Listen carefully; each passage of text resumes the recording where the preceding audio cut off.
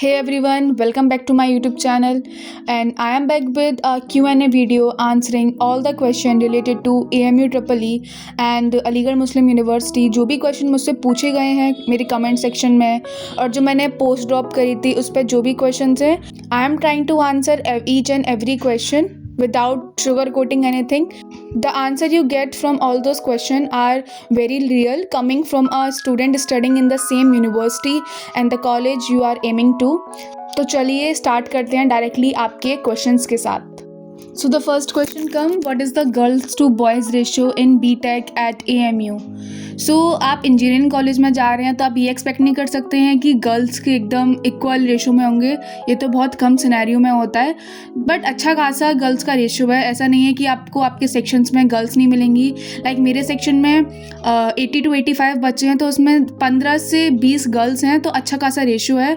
और सारी ब्रांचेस और सेक्शंस को देखते हुए मैं कहूँगी ओवरऑल रेशो इज़ 3:15 की हाँ अच्छा खासा रेशो है। आप इस चीज़ की टेंशन ना लें कि गर्ल्स हैं, अच्छी खासी गर्ल्स हैं जो अलीगढ़ मुस्लिम यूनिवर्सिटी में पढ़ रही हैं। Next question come, does hostel allotment happen and how much time does it take? So yes, आपको यूनिवर्सिटी की तरफ से हॉस्टल अलॉटमेंट होता है और हॉस्टल अलॉटमेंट के लिए भी कुछ काफ़ी सारे क्राइटेरियाज़ हैं। लाइक मैं एक नॉन हॉस्टलर हूँ, जितना मुझे पता है उसके हिसाब से जिन स्टूडेंट्स का एडमिशन पहले हुआ था उन्हें हॉस्टल लेने में काफ़ी आसानी हुई थी, उन्हें हॉस्टल अलॉट हो गए हैं। बट जो स्टूडेंट्स का एडमिशन सेकेंड और थर्ड लिस्ट में आया था उन गर्ल्स को, मेरी फ्रेंड्स को हॉस्टल नहीं मिला है अभी तक and they are living in PG। But university उन्हें अश्योर करवा रही है कि उन्हें सेकेंड ईयर तक या सेकेंड सेमेस्टर तक हॉस्टल अलॉट हो जाएगा। और इन केस अगर आपको हॉस्टल नहीं भी मिल पाता है एक साल के लिए, लाइक मेरी कुछ फ्रेंड्स हैं, तो यूनिवर्सिटी के पास काफ़ी अच्छे PGs हैं जहाँ पे आप अपनी अकोमोडेशन करवा सकते हैं।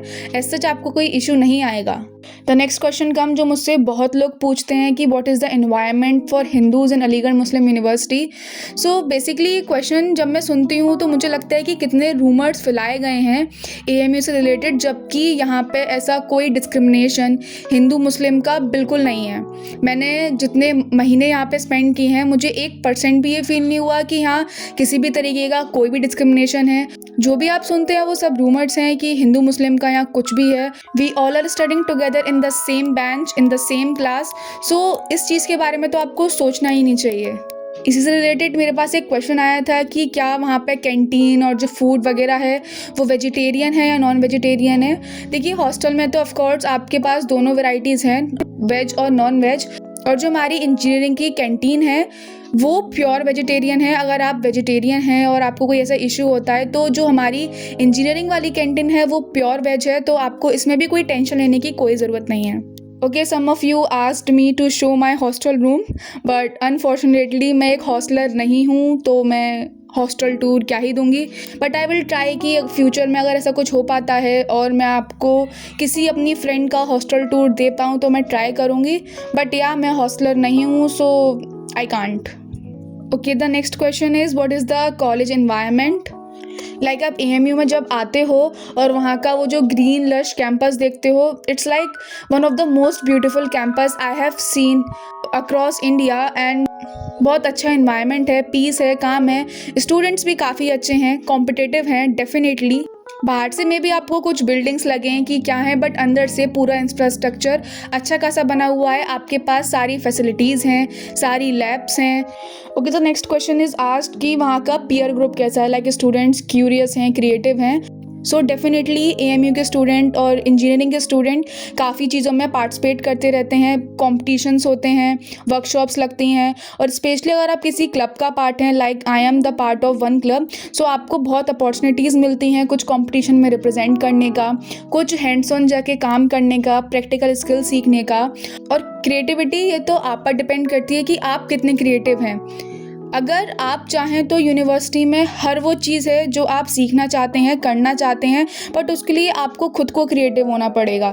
स्टूडेंट्स का क्या है, यूनिवर्सिटी आपको अच्छा खासा सब कुछ प्रोवाइड करवाती है, either it is swimming, gaming and everything. Like university has everything. इसी से रिलेटेड मेरे पास एक क्वेश्चन आया था कि अपॉर्चुनिटीज़ कॉलेज की तरफ से हैं या कॉलेज में हैं या नहीं। तो जैसा कि मैंने आपको कहा कि कॉलेज अपना बेस्ट प्रोवाइड करवाता है जितना एक यूनिवर्सिटी के तौर पे वो अपॉर्चुनिटीज़ प्रोवाइड करवा सके। वर्कशॉप्स होती हैं, प्लेसमेंट्स के लिए भी अच्छी खासी कंपनीज़ आती हैं। और मैं फिर वही चीज़ कहना चाहूँगी कि ये एक पर्टिकुलर स्टूडेंट और इंडिविजुअल पर डिपेंड करता है कि वो कैसा परफॉर्म करता है। चाहे आप एक अच्छे कॉलेज में जाएँ, वहाँ अपॉर्चुनिटीज़ होंगी, बट ये आप पे डिपेंड करता है कि आप कितनी अपॉर्चुनिटीज़ को ग्रैब करने के लिए तैयार हो। अगर आप ये सोच के आए हो कि आपको परोसा हुआ सब प्लेट में मिल जाएगा, सो आप फिर कहीं भी जाओ आपको हमेशा लगेगा कि हाँ अपॉर्चुनिटीज़ नहीं हैं। सो या ओवरऑल आंसर हाँ, अच्छी खासी अपॉर्चुनिटीज़ यूनिवर्सिटी कॉलेज हमें प्रोवाइड करवाता है। Okay, so the next question is what is the cut off for CSN AI branch. So जैसे कि आप जानते हैं कि अब AMU EEE का एग्ज़ाम 100 मार्क्स का होता है, और अगर आप उसमें 60+ स्कोर ले आते हैं तो आपको इजीली CS और AI ब्रांच मिल जाएगी। ये एकदम सेफ़र साइड पे है कि अगर आपके इतने आ गए तो आपकी CS और AI ब्रांच तो कन्फर्म ही मानिए आप कि आपका हो जाएगा आराम से। नेक्स्ट क्वेश्चन इज़ कि if you start preparing after attempting JEE it will still be possible. ये चीज़ हर स्टूडेंट की प्रिपरेशन पर डिपेंड करती है। अगर आप ये कहो कि आपने बिल्कुल AMU का कुछ भी नहीं पढ़ा है कि चैप्टर्स क्या हैं और आप 15-20 दिन में सोचते हो कि AMU EEE आपका हो जाए, तो मैं कहूँगी वो लक की बात होगी कि आपका हो जाए। बट अगर आप JEE के लिए अच्छे से पढ़ते हुए आ रहे हो, क्योंकि JEE में सारा डिलीटेड सिलेबस भी आता है ऑफकोर्स, तो अगर आप JEE का अच्छे से करोगे तो AMU के लिए आपको कुछ खासा पढ़ने की ज़रूरत नहीं पड़ेगी। एंड इनफैक्ट जो AMU EEE का लेवल है वो JEE से थोड़ा कम ही है। अगर आपने JEE मेन के स्पेशली PYQs करे हैं, थ्योरी करी है, उसके लिए NCERT पढ़ी है, तो हाँ अगर आप अपने JEE अटैम्प्ट देने के बाद तैयारी करते हो, कुछ PYQs लगा लेते हो, जो मैं पहले भी वीडियो में कहती आई हूँ कि अगर आपने AMU EEE के PYQs लास्ट 10 से 15 साल के लगा लिए हैं, so you are good to go to give the exam. अगर आप चाहते हो कि हाँ AMU में जाना है, सेकंड ऑप्शन AMU ही रखना है, तो थोड़ा सा पहले से बस ये देखते चलो कि अच्छा ये आता है। मैं नहीं कह रही कि लग के AMU के ही क्वेश्चन सॉल्व करो, बट एक बार नज़र में रखो कि अच्छा ये पढ़ना है, ताकि जैसे ही JEE का अटैम्प्ट हो तो आप AMU की तैयारी फोकस तरीके से कर पाओ। Okay, one of you asked me कि why didn't I give JMI। मेरी जो मेन फोकस वो JEE का ही था, AMU और या फिर बाकी किसी यूनिवर्सिटी कॉलेज का मैंने देखा नहीं था। AMU यूनिवर्सिटी मेरी सिटी में ही थी तो मैंने उसका फॉर्म बस भर दिया था। बाकी JMI में जाने का मेरा इस सच कोई पर्सनल इंटरेस्ट नहीं था, बिकॉज मेरे दिमाग में और भी कुछ सेट ऑफ यूनिवर्सिटीज़ थी। अगर मेरा AMU भी नहीं होता तो मैंने कुछ कॉलेजेस और यूनिवर्सिटीज़ सोच रखी थी जहाँ पर मैं अपना एडमिशन लेती। ओके, तो ये क्वेश्चन मुझसे सबसे ज़्यादा पूछा गया है कि आपके रैंक और मार्क्स क्या था और क्या ब्रांच थी एंड ऑल। सो मेरे अप्रॉक्स मार्क्स 43 एंड 44 थे, क्योंकि मार्क्स आपको रिज़ल्ट में नहीं पता चलते हैं, आप खुद कैलकुलेट करते हो और फिर आंसर शीट में भी कुछ ऊपर नीचे 1-2 एरर्स हो जाते हैं। तो मैंने जो कैलकुलेट करे थे, मार्क्स आर अबाउट 43 एंड 44, जिस पे एक्सपेक्टेड ब्रांच जो यूट्यूबर्स बाकी कह रहे थे कि आपको आराम से इलेक्ट्रॉनिक्स मिल जाएगी अगर आप 40+ जा रहे हो, बट इस बार की कट ऑफ अच्छी गई थी। एंड मेरी जो इतने मार्क्स पे मेरी रैंक बनी थी वो वेटिंग में आई थी, एंड इस बार वेटिंग बहुत निकली थी। इस बार वेटिंग में 1000 स्टूडेंट्स का नाम आया था। पहली वेटिंग लिस्ट के बाद भी दूसरी वेटिंग लिस्ट आई थी और अच्छी खासी वेटिंग क्लियर हुई थी। The next question is branch upgradation. तो मैं आपको बिल्कुल शॉर्टली और क्रिस्पली समझा देती हूँ कि ब्रांच अपग्रेडेशन का क्या सीन है। जब आपकी काउंसलिंग चल रही होती है तो उस समय आपको ब्रांच अपग्रेडेशन आपकी अपने आप हो जाती है। किसी CS वाले ने सीट छोड़ दी और आपकी रैंक अच्छी है, तो आपकी जो प्रीवियस ब्रांच है वो अपने आप ही चेंज होके दूसरी लिस्ट में कोई ऊपर वाली ब्रांच हो जाती है। फिर काउंसलिंग के बाद जो रहता है कि फर्स्ट ईयर के बाद ब्रांच अपग्रेडेशन का, उसके लिए आपको अच्छी खासी CGPA लानी पड़ेगी। जितना मैंने अपने सीनियर से सुना है, 8+ अगर आपकी CGPA है तो आप एलिजिबल हो ब्रांच अपग्रेडेशन के लिए। फिर उसमें भी काफ़ी क्राइटेरियाज़ होते हैं कि जो आप ब्रांच चाह रहे हो उसमें वो सीट है या नहीं, किसी ने सीट छोड़ी है, या फिर जिस ब्रांच में आप हो आपके जाने से कहीं ऐसा ना हो कि उस ब्रांच में जितने मिनिमम बच्चे चाहिए वो ना हो। तो ब्रांच अपग्रेडेशन काफ़ी कंडीशंस, मैं कहूँगी काफ़ी क्राइटेरियाज़ हैं और लक बेस्ड है। तो आप अगर ये सोच रहे हैं कि फर्स्ट ईयर में आपको ये ब्रांच मिल गई है तो सेकेंड ईयर में मैं अपनी ब्रांच अपग्रेड करवा ही लूँगा, ये आप 100% श्योरिटी के साथ ना आए। और इवन मैंने अभी काफ़ी सीनियर से सुना था कि इस साल ब्रांच अपग्रेडेशन वाली चीज़ ख़त्म होने वाली थी, बट हुई नहीं है तो नेक्स्ट ईयर मैं श्योर नहीं हूँ कि नेक्स्ट ईयर जब आप आएंगे तो ब्रांच अपग्रेडेशन वाला सीन होगा भी या नहीं। तो मेक श्योर कि आप एक बार ये सब चीज़ें पता करते हुए आएँ कि आप उम्मीद में रहें कि सेकेंड ईयर में ब्रांच अपग्रेड हो जाएगी और फिर ऐसा कुछ ऑर्डर आ जाए। और so yes, I hope you get my point.